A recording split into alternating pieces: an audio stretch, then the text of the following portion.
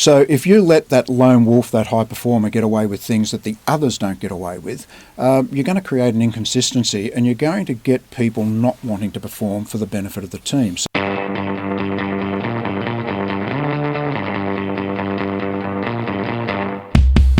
Hello, I've got Wayne Moloney with me again. Welcome back, Wayne. Hi, John. Hey, Wayne, last time we met, we discussed the second chapter of your book, and it was all about being a team captain. Yes.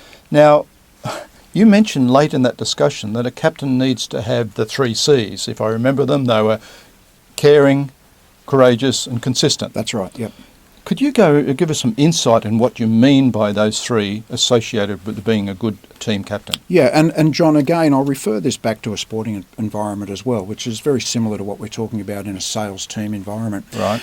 A good captain needs to be caring about the individual team members. They need to be able to acknowledge the strengths and weaknesses of that person in a way that is not belittling to the person, in a way that helps them develop. But they need caring in a lot more areas as well. They need to care about the company they're working for. They need to care about sales as their career. They need to care about the customer, and that's really most important. They've got to have that caring environment as far as everything within the organisation is concerned. As you talk about that, old sales managers I've worked with in the past come to mind, and some of them were brilliant, caring people.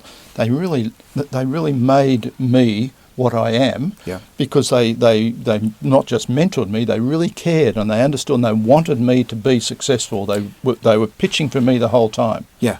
And look, a good manager is not just about managing results. A good manager is about helping you develop, and they can only do that if they care about your personal development as distinct from just the overall development. Yes, they've got to manage for team success, but they get that by each individual getting the best out of them. And I also understand the demonstrating the caring you've got for your own company, your own products, your customers, and driving value for your customers. If you care deeply about all of that, it'll rub off on your team.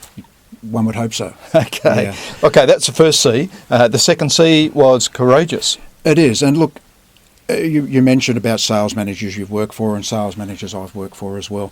They're guys that aren't afraid to step up, and they're guys that aren't afraid to say, that was my fault, first up. They're also guys that are quite happy to back their sales team both outside with the customer and in the marketplace, and also defend them internally. But they're also courageous to make the tough calls. And some of those tough calls may be that they've got to do something about an underperforming salesperson. That seems at times at conflict with caring, but it's not really, because if you care for the person and you've got the courage to make the call, everyone's going to be better off. And the fact is the rest of the team will be better off if you've got somebody dragging the team down, and you do something about that. The rest of the team are going to feel more cared for. Yeah.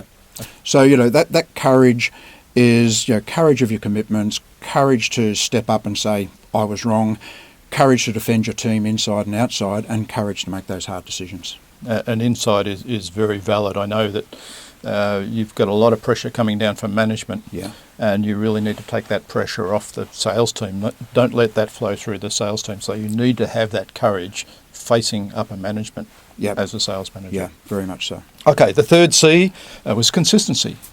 Yeah, look, over my career, and I'm sure over yours, you've worked with sales managers that have got almost one set of rules for some people and another set of rules for others. Maybe the lone wolf, the high performer, is allowed to get away with things that the others aren't. At the end of the day, and Michael Jordan once said that, individual brilliance will win games. It's only a great team that'll win championships. Absolutely true, isn't it? Yeah. So if you let that lone wolf, that high performer, get away with things that the others don't get away with, you're going to create an inconsistency, and you're going to get people not wanting to perform for the benefit of the team. So you need to be consistent with the messages that you put out. You need to be consistent with the way you manage the individual performance of each team member.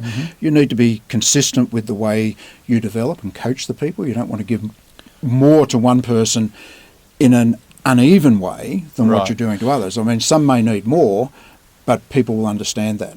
Yeah, I was going to say, different people need different things. So you are going to actually treat people differently to some extent by addressing their needs and through the caring process and so on.